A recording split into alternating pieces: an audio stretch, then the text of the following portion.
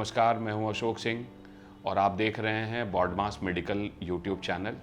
आज के इस वीडियो में हम बात करेंगे ऐसे बच्चों को जो 50 परसेंटाइल स्कोर कर पा रहे हैं जनरल कैटेगरी से और 40 परसेंटाइल स्कोर कर पा रहे हैं ओबीसी, एससी, एसटी से, और वहाँ से लेके उनका स्कोर 200 के आसपास है।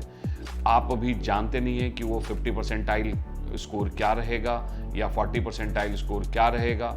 अगर आप लास्ट ईयर से इसे कंपेयर करना चाह रहे हैं तो लास्ट ईयर ये 138 था जनरल कैटेगरी के लिए, मतलब 50 परसेंटाइल, और जो 40 परसेंटाइल स्कोर था वो 108 था ओबीसी, एससी, एसटी के लिए। इस साल भी ये ऐसा ही कुछ रहेगा कि जो 40 परसेंटाइल है वो करीब 100 का स्कोर और जो 50 परसेंटाइल है वो करीब 125 का स्कोर, ऐसा कि मैंने आपको पिछले वीडियोस में भी बताया है। तो ऐसा एंटिसिपेट मैं कर रहा हूँ कि ये स्कोर रहेगा क्वालिफाइंग स्कोर। तो आज हम उन बच्चों के बारे में बात करेंगे जो 100 या 125 से लेकर 200 के बीच में नीट में स्कोर कर रहे हैं।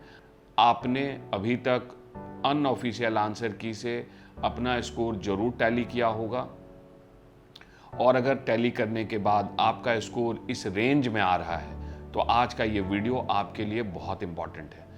आप ध्यान से पूरे वीडियो को देखें, क्योंकि आज इस पूरे वीडियो में मैं आपकी हर समस्या, हर प्रॉब्लम, हर दुविधा, उसका समाधान आपको बताऊंगा। अगर आप जनरल कैटेगरी से बिलोंग करते हैं और आपका स्कोर 125 से 200 के बीच है तो आपके लिए सबसे बड़ा सवाल ये है कि क्या मुझे इंडिया से एमबीबीएस करना चाहिए, क्या मुझे अब्रॉड एमबीबीएस की तरफ जाना चाहिए, क्या मुझे बीएमएस करना चाहिए, क्या मुझे बीडीएस करना चाहिए। तो एक्चुअली आप इन चारों पांचों चीज़ों के बीच में कंफ्यूज हैं और आप ये समझ नहीं पा रहे हैं कि कौन सा ऑप्शन आपके लिए सही है। इस सवाल का जवाब आपको सबसे बड़ा जो है वो बजट का है। आपका बजट आपको पता होना चाहिए, और जब भी मैं आपके बजट की बात करता हूँ तो ये आपके लिए कंफर्टेबल होना चाहिए। आप स्ट्रेस वाले बजट को प्लीज़ कंसीडर ना करें। तो अगर जो बजट आपको कंफर्टेबल है, क्या आपके लिए 2 लाख रुपए पर ईयर खर्च कर पाना संभव है, क्या आपके लिए 5 लाख 6 लाख रुपए पर ईयर खर्च कर पाना संभव है, क्या आपके लिए 15 लाख 20 लाख भी पर ईयर कंफर्टेबली आप खर्च कर सकते हैं, या आप कंफर्टेबली 20-25 लाख रुपए भी खर्च कर सकते हैं। मैं अब इन सारी कैटेगरी के बीच में आपको बात करूंगा, क्योंकि जो आपका बजट है, अगर आपका बजट 2 लाख है या आपका बजट 20 लाख है, ये आपको तय करना है, और ये क्या आप कंफर्टेबल हैं इस बजट को लेके, तभी आप अपने इस प्लान को आगे बढ़ाएंगे। सबसे पहले हम ऑप्शन देखते हैं इंडिया में एमबीबीएस के लिए आपके पास क्या ऑप्शन है। तो देखिए, इंडिया में एमबीबीएस के लिए आपके पास जो डिम्ड यूनिवर्सिटीज़ हैं, करीब 15 डिम्ड यूनिवर्सिटीज़, वो ज़रूर आपके रेंज में हैं, और लेकिन वहाँ आपका बजट 20 लाख से 25 लाख होना चाहिए पर ईयर। अगर आप 20 लाख से 25 लाख पर ईयर के बजट के लिए कंफर्टेबल हैं तो आप डिम्ड यूनिवर्सिटीज़ के बारे में ज़रूर सोच सकते हैं। उन डिम्ड यूनिवर्सिटीज़ में जो 15-20 डिम्ड यूनिवर्सिटीज़ आपके स्कोर रेंज के अंदर है, उनका कंपैरेटिव चार्ट, उनकी कंप्लीट फी स्ट्रक्चर, उनके बारे में कंप्लीट अंडरस्टैंडिंग कि वो कितने साल पुराना है, कैसा वहाँ हॉस्पिटल है, वहाँ की कनेक्टिविटी कैसी है, क्या वहाँ एयरपोर्ट है, आपको वहाँ क्या लैंग्वेज प्रॉब्लम आएगी, क्या वहाँ फीस 5 साल की देनी है या 4.5 साल की देनी है। तो ये सब कंप्लीट जानकारी के लिए आप हम लोगों से संपर्क कर सकते हैं। हम आपको इसका कंप्लीट अंडरस्टैंडिंग दे देंगे जो डिम्ड यूनिवर्सिटी आपके रेंज में है। आप हमें फ़ोन भी कर सकते हैं और आप किसी अपने सवाल के बारे में किसी अपने यूनिवर्सिटी, डिम्ड यूनिवर्सिटी की जानकारी के लिए हमें पूछ सकते हैं। इसके बाद आता है जो दूसरा ऑप्शन है इंडिया में एमबीबीएस के लिए, तो आपको कुछ ओपन स्टेट या अपने स्टेट के प्राइवेट मेडिकल कॉलेज जहां आपको सीट मिल सकती है, उसके बारे में आपको एक पूरी लिस्ट तैयार करनी चाहिए। देखिए, आपके इस स्कोर पे जब आप 200 से बिलो हैं तो आपके पास चॉइसेस लिमिटेड हैं ये प्राइवेट कॉलेजेस के, और उनकी क्वालिटी भी आपको देखनी ज़रूरी है, क्योंकि आपको माइनॉरिटी कॉलेजेस के कुछ ऑप्शन आपके लिए होंगे, तो आपको उसकी क्वालिटी को समझना भी ज़रूरी है। चाहे वो हरियाणा में हो, चाहे वो उत्तर प्रदेश में हो, बिहार में हो, तो ऐसे कुछ माइनॉरिटी कॉलेज भी हैं जो आपके इस रेंज में, इस स्कोर रेंज में आपको मिल सकते हैं। तो वहाँ पर आपका बजट ज़रूर थोड़ा कम होगा, पर आपको उसके बारे में डिटेल समझना बहुत ज़रूरी है कि वो कॉलेजेस में क्या कोई इंक्रीमेंट है, कितना सिक्योरिटी डिपॉजिट है, हॉस्टल की फ़ीस कितनी है और उसमें क्या क्वालिटी अच्छी है। तो इन सब चीज़ों के बारे में भी करीब ऐसे 10 से 15 कॉलेजेस आपके रेंज में आएंगे। तो इनके बारे में भी कंप्लीट कंपैरेटिव चार्ट और कंप्लीट अंडरस्टैंडिंग के लिए आप हमें कॉल कर सकते हैं, आप हमारे साथ वीडियो मीटिंग फिक्स कर सकते हैं, या आप पर्सनलाइज्ड मीटिंग के लिए नोएडा आ सकते हैं। इसके बाद आपके पास क्या ऑप्शन है? इसके बाद अगर आपका बजट इन 15 लाख से 20 लाख या 20 लाख से 25 लाख में नहीं है, तो आपके पास अब्रॉड MBBS का ऑप्शन है।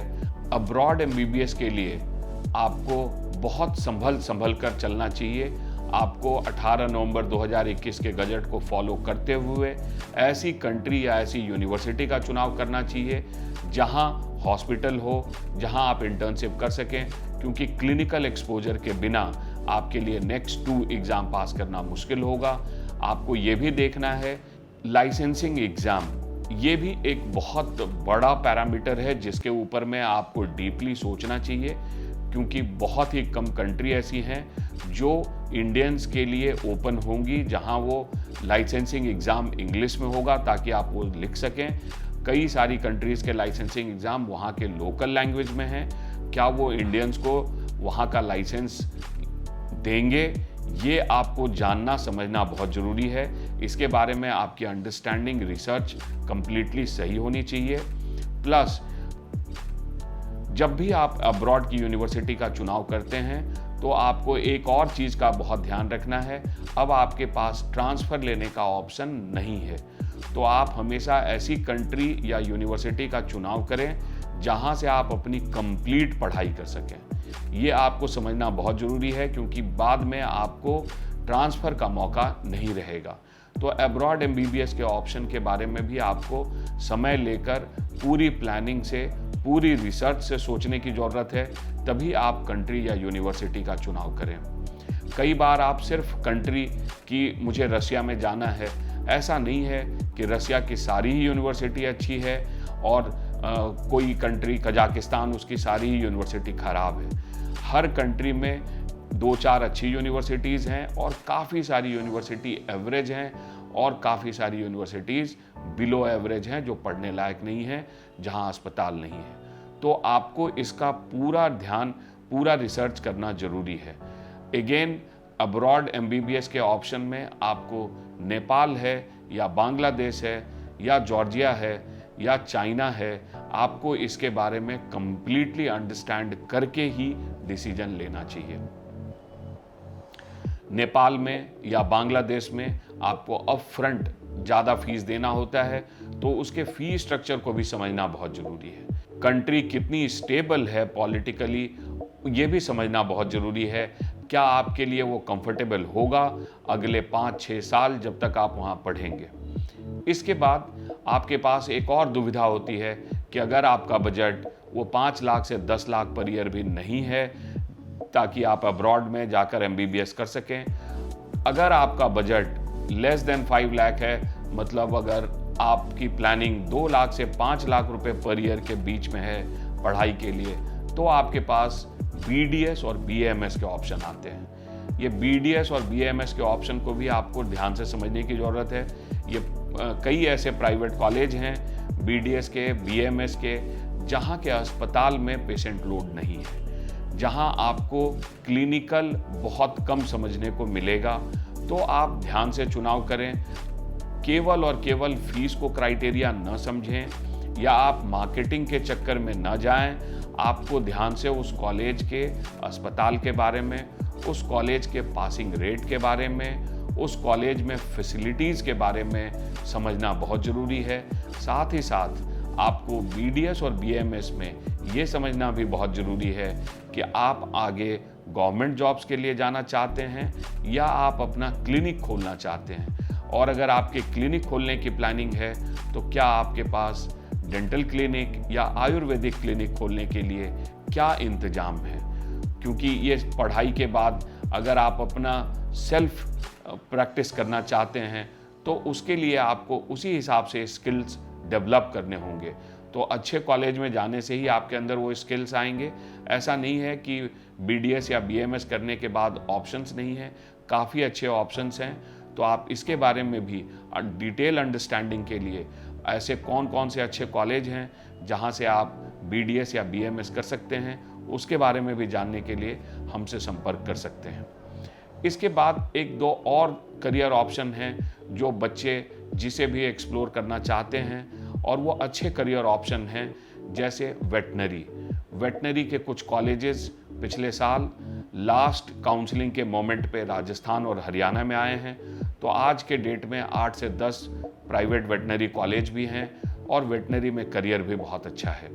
इसके अलावा आप नर्सिंग के करियर के बारे में सोच सकते हैं, आप फार्म डी के बारे में सोच सकते हैं, आप टेक्नीशियन प्रोग्राम्स BMLT BRIT के बारे में भी सोच सकते हैं। मुझे उम्मीद है कि ये वीडियो आपके लिए यूज़फुल रहा होगा, और आप इसके बारे में और डिटेल से समझना चाहते हैं तो प्लीज़ गूगल फॉर्म भरें। आप करियर काउंसलिंग के लिए हमारे सेंटर्स में आएँ।